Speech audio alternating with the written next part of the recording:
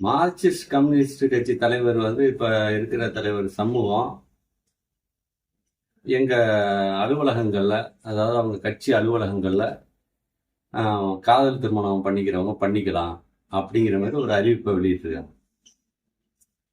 இது ஏற்கனவே இங்க சில பிரச்சனைகள் இருக்கு. அப்ப நீங்க ஓப்பனா இந்த மாதிரி ஒரு ஆர்டர் கொடுக்குறீங்கன்னா, நீங்க உங்க அலுவலகத்தை திருமணத்துக்கு கொடுங்க. அதெல்லாம் நம்ம வேணாம்னு சொல்ல. ஏன்னா அங்க ஒன்றும் இல்லை, ஊருக்கு ஒருத்தவங்க கூட இல்லை. இப்ப கம்யூனிஸ்டுக்காரன் அங்க வேற யாரும் கூட போறா. அப்ப அதை ஒரு மண்டபமா ஆக்குங்க. அங்க பொதுமக்களுக்காக நீங்க ஒரு பொது உடைமை கட்சி தானே, அப்ப ஃப்ரீயா பண்ணி கொடுங்க உங்க அலுவலகத்தை வச்சு. காதல் திருமணம் பண்றவனுக்கு தான் அப்படின்னா அது எந்த அடிப்படையில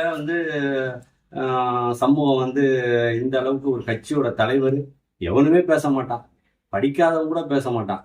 கொஞ்சம் கூட அறிவு இல்லாம உங்க பொது உடைமை கட்சியை வச்சு நீங்க என்ன பண்ணணும்? அலுவலகத்தை கொடுக்குறேங்கிறீங்க, உங்க வீட்டுக்கு ஆசையா கொடுத்துருப்பீங்க. அங்க எல்லார்ட்டையும் உண்டியல் குலுக்கி எல்லா சமுதாயத்திட்டையும் வாங்கி தான் அந்த கட்டடம் கட்டப்பட்டிருக்கோம். எல்லா அலுவலகமே, கம்யூனிஸ்ட் அலுவலகம் எல்லாமே எல்லா மக்கள்கிட்டையும் உண்டியல் குலுக்கி வாங்க கட்டின கட்டடம் தான் கம்யூனிஸ்ட் அலுவலகம். சொந்த காசை போட்டு உனக்கு கம்யூனிஸ்ட்காரன் அவனு கட்டல. அதை பொதுமக்களுக்கு ஃப்ரீயா கொடுத்துட்டு போ. அதை விட்டு காதல் திருமணம் பண்றதுன்னா, ஏற்கனவே நெல்லையில ஒரு தடவை பண்ணி வச்சுக்கலாம். என்னாச்சு? மண்டபத்தை உடைச்சாங்கல்ல, ஆபீஸை உடைச்சாங்கல்ல. இப்ப அந்த நிலைமை இப்போ எல்லா இடத்துலயும் வரணுமா கம்யூனிஸ்ட் அலுவலகங்களுக்கு? அப்படித்தானே ஆகும். ஒருத்தவன் சில பேர் முடியாதவன் போயிடுவான், முடிஞ்சவன் என்ன செய்வான்? அந்த அலுவலகத்துக்கு தான் பிரச்சனை. அப்ப சட்டம் ஒழுங்கு கெட்டு போகும். இந்த மாதிரி ஒரு கம்யூனிஸ்ட்ல உள்ள ஒரு மூத்த தலைவன், ஒரு பொது உடைமைவாதி, எவ்வளவு வேலைகள் அவங்களுக்கு இருக்கு கம்யூனிஸ்டுகளுக்கு. இப்ப இந்த துப்புரவு பணியாளர் பிரச்சனை எவ்வளவு பெரிய பிரச்சனை போயிட்டு இருக்கு. அதுக்கு போய் உங்களால சரி பண்ண முடியல.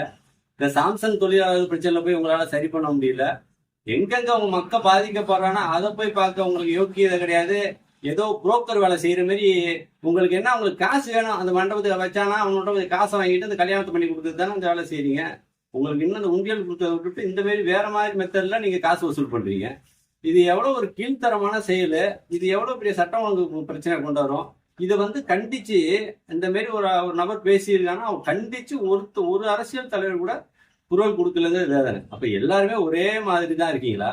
அவன் அப்பா அம்மா பிள்ளைய பெற்று வச்சிருப்பான், இவனை கொண்டு வச்சு மண்டபத்துல கல்யாணம் வைக்கிறேங்கிறது எந்த விதத்துல நியாயம்?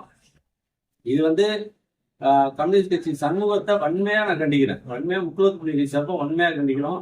அனைத்து சமுதாய கூட்டமைப்பு சார்பாகவும் வன்மையா கண்டிக்கிறோம். இது மற்ற சாதிகளுக்கு ஒரு பிரச்சனையை உருவாக்குற மாதிரி சமூகம் செஞ்சா கம்யூனிஸ்ட் அலுவலகங்களுக்கு பாதுகாப்பு இருக்காதுங்கிறது என்னோட கருத்து. முடியாதவன் போயிடுவான், முடிஞ்சவன் கண்டிப்பா அலுவலகத்தை உடைப்பான். இந்த மாதிரி நீங்க ஏதோ எங்கேயாவது ஒரு இடத்துல திட்டுதனா பண்ணி வைக்கலாம். இது மக்கள் மத்தியில பரவுனுச்சுன்னா உங்களுக்கு கம்யூனிஸ்ட் அலுவலகங்களுக்கு பாதுகாப்பு இல்லைங்கிறத நான் இந்த நேரத்துல எச்சரிக்கையாவே சொல்றேன். ஏன்னா உங்க வேலையை பாருங்க, உங்க வேலை எவ்வளவு இருக்கு, எவ்வளவு பிரச்சனை இருக்கு. அடிமட்ட தட்டு மக்களோட பிரச்சனைகள் 1000 இருக்கு. நீங்க அதை போய் சால்வ் பண்ண பாருங்க. அதை விட்டுவிட்டு இப்ப எங்கேயோ ஒரு இடத்துல புதுக்கோட்டையில அந்த மலத்தை தொட்டியில கலந்தாங்க, அதுக்கெல்லாம் போய் உங்களால போய் ஒன்றும் தீர்த்து வைக்க முடியல. இதுல ஏற்கனவே ஒரு பிரச்சனை ஓடிட்டு இருக்கு. இந்த மாதிரி ஒரு காதல் வளத்துல ஒரு கொலையாகி பிரச்சனை ஆயிட்டு இந்த நேரத்துல உங்களுக்கு என்ன, இப்போ நீங்க கம்யூனிஸ்ட் நாங்க இருக்கோங்கிறத தக்க வச்சுக்கிறதுக்கு இப்படி ஒரு கேவலமான விஷயங்கள்லாம் செஞ்சீங்களா? அந்த சமூகம் நீங்க படிச்சுதான் வந்தீங்களா, எப்படி வந்தீங்கன்னு எனக்கு தெரியல. கொஞ்சம் அடிப்படை அறிவு கூட இல்லை உங்க பேட்டியில. இதை வன்மையா முக்குலத்து புலிகள் கட்சி சார்பாக கண்டிக்கிறேன்.